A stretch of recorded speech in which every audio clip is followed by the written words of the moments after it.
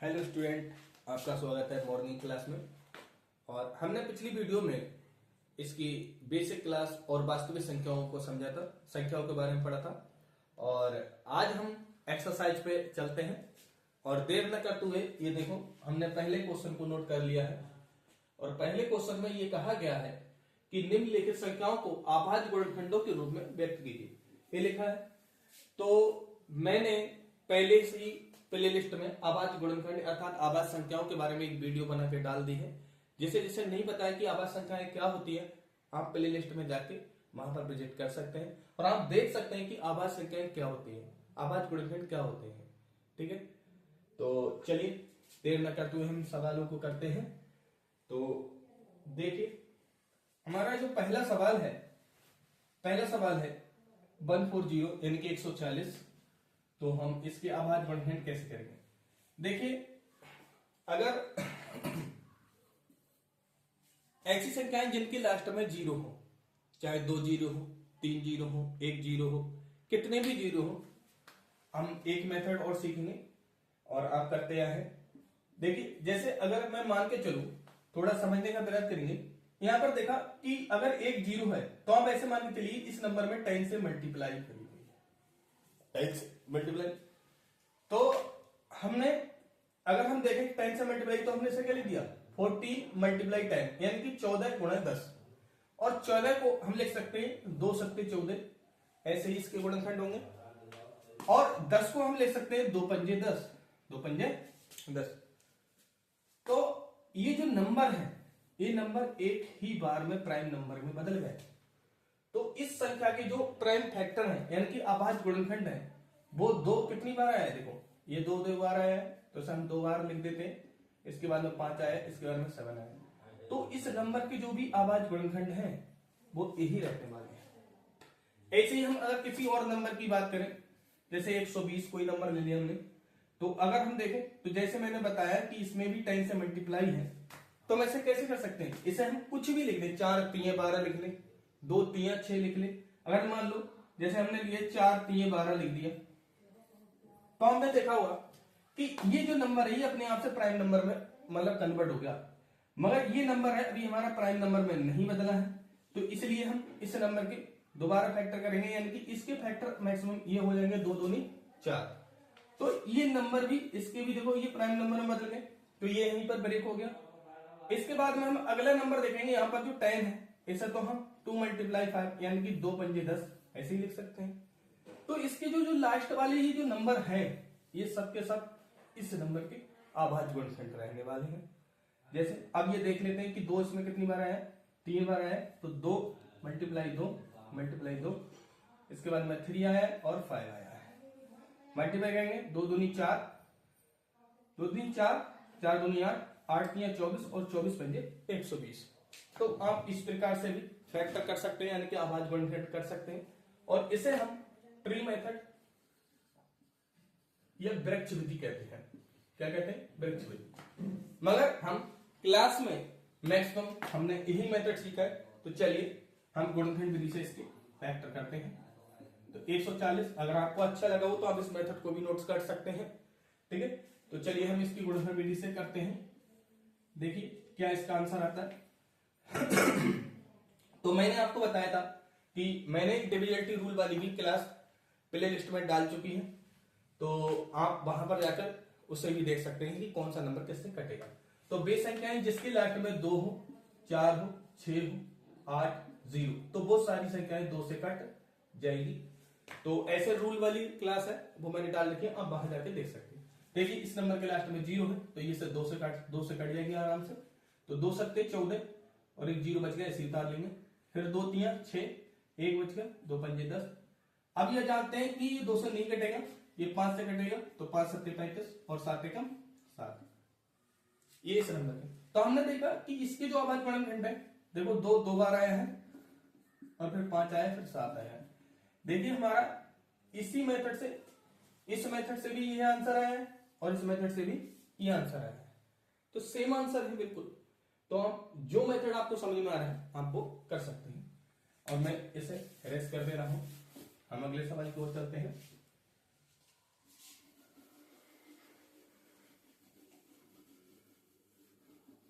चलिए अगला जो सवाल है,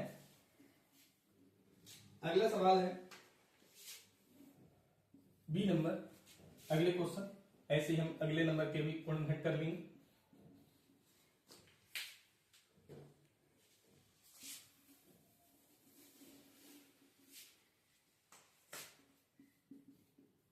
चलिए अगला नंबर है 156।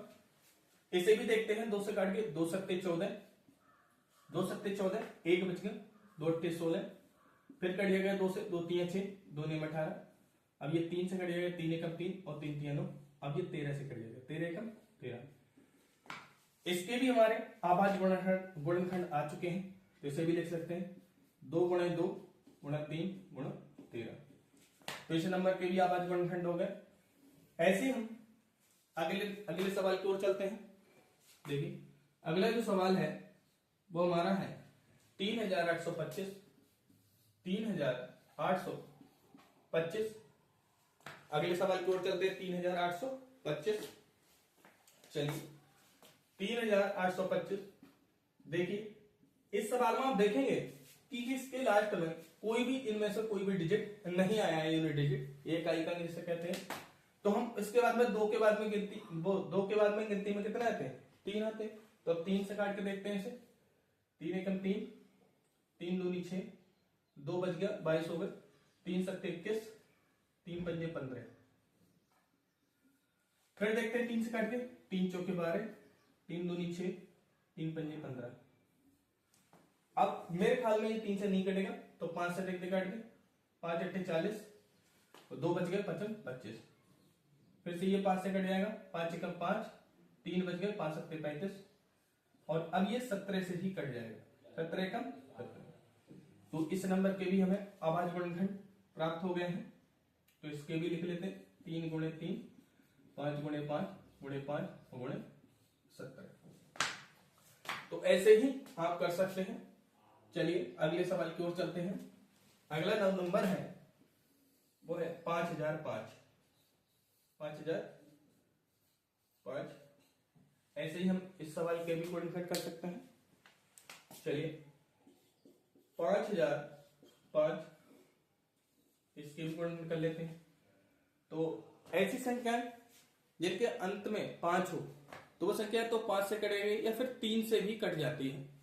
तो ये 3 से तो नहीं कटने वाली, क्योंकि 3 का जो रूल है वो उस संख्या के जोड़ गए अंकों का योग या तो 3 आ जाए या 3 का कोई मल्टीपल आ जाए, इनकी गुणा जा जाए। तो मेरे ख्याल में इसे जोड़ेंगे तो ये 10 आएगा, तो ये 3 से नहीं कटने वाला, तो हम 5 से ही काटेंगे। 5 एकम 5, 0 ऐसी तालिया, ये भी 0 ऐसी तालिया, और 5 एकम 5। अब ये 5 से नहीं कटेगा, तो अगला जो प्राइम नंबर होता है यानी कि आभाज्य संख्या होती है 7 होती है। 7 से देखते काट के, 7 एकम 7, 3 बच गए, तो 7 चौके 28, 2 और 7 3 21। चलिए अगला, अब हम इसे देखते हैं काट के कि अगला जो 7 से तो ये नहीं कटने वाली, 7 दूनी 14।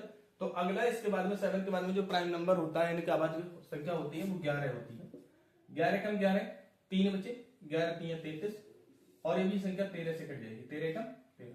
तो इस प्रकार आप इस संख्या के भी आभाज्य गुणनखंड देख पाए हैं और ऐसे कर सकते हैं। इसके भी लिख लेते हैं 5 गुणे 7 गुणे 13 गुणे 11 और गुणे 13। तो ये इस संख्या के आभाज्य गुणनखंड होंगे। अब हमारा एक सवाल रह गया है जिसे हम यहाँ पर लिख लेते हैं।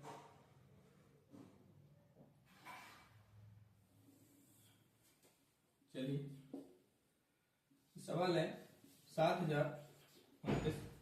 इस सवाल को ही कर लेते हैं। चलिए तो सबसे पहले देखिए ये जो संख्या है ये हमारी ना तो 2 से कटने वाली है ना ही 3 से, तो मैं इसे कर देता हूं अपने हिसाब से। तो ये सबसे पहले 17 से ही कटेगी। 7 दूनी 38, नहीं सॉरी 7 दूनी 34, 7 3 51, 17 चौका 68 और 17 पंजे 85, 17 चौके 68, 17 चौके 68,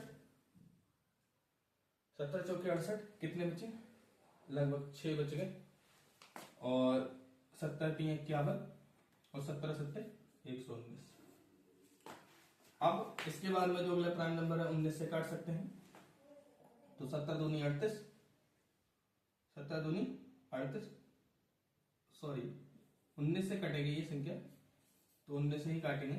19 दूनी 38 और 19 तीन 57, और फिर अब ये 23 यानी कि 23, ये 23 से ही कटेगी, 23 एकम 23। तो इस प्रकार से आप कर सकते हैं इस सवाल को। तो इसके भी जो अभाज्य गुणनखंड है वो हो जाएंगे 17 गुणे 19 गुणे 23। तो इस प्रकार से हम ये पहले क्वेश्चन के सारे सवाल हुए। आप इसको कॉपी कर लीजिए। आई होप आपको समझ में आया होगा। आप यहाँ से सॉल्यूशन कर सकते हैं। आप कॉपी कर लीजिए। आई होप आप कॉपी कर चुके होंगे। तो आपको होमवर्क में आज हम 2 सवाल देते हैं, आप घर पे करके देख सकते हैं। पहला सवाल है 1050 और दूसरा सवाल है